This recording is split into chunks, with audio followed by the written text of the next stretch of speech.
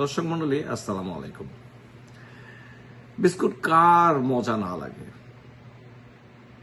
সেটা ডায়াবেটিক রোগী বলুন আর অন্য মানুষদের জন্য বলুন, বিস্কুট বা বেকারি আইটেম সাধারণভাবে এই লাইনের অতটা নিরাপদ নয়, সেটা যে কোনো রোগীর জন্যই বলেন।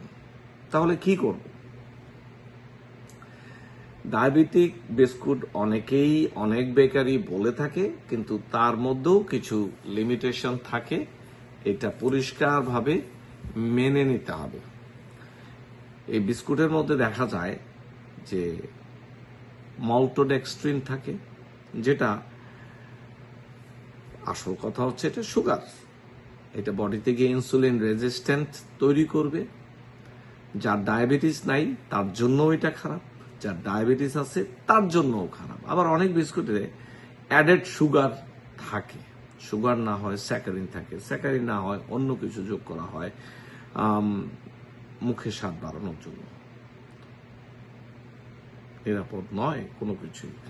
আবার পরে দেখবেন এটির মধ্যে অনেক চর্বি থাকে, ফ্যাট, স্যাচুরেটেড ফ্যাট থাকে। মজা বানানোর জন্য একটু ঘি যোগ করে দেওয়া হয়।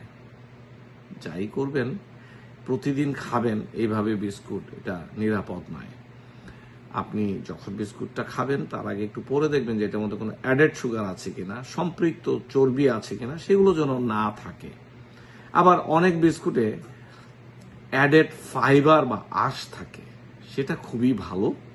সেটা যদি খেতে পারেন অবশ্যই ভালো। যে কোনো ধরনের ফাইবার শরীরের জন্য ভালো। আর এটি খাবার আগে দেখবেন একটি বিস্কুটে কতটুকু ক্যালোরি থাকে।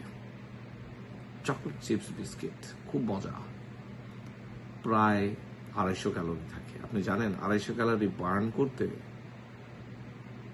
আপনাকে 40 মিনিট 4 স্পিডে হাঁটতে হবে, 40 থেকে 45 মিনিট। একটা বিস্কুট বার্ন করতে যদি আপনার এত ঝামেলা হয়, এই বিস্কুটটা খেতেই হবে কেন? যা বলছিলাম, যেটাই মজা লাগবে একটু সাবধান হন। শরীরকে জিজ্ঞাসা করেন আপনার শরীর প্রস্তুত কিনা এই সামগ্রীটির জন্য। ভালো থাকুন। Doctor Ferdous Khandakar, New York.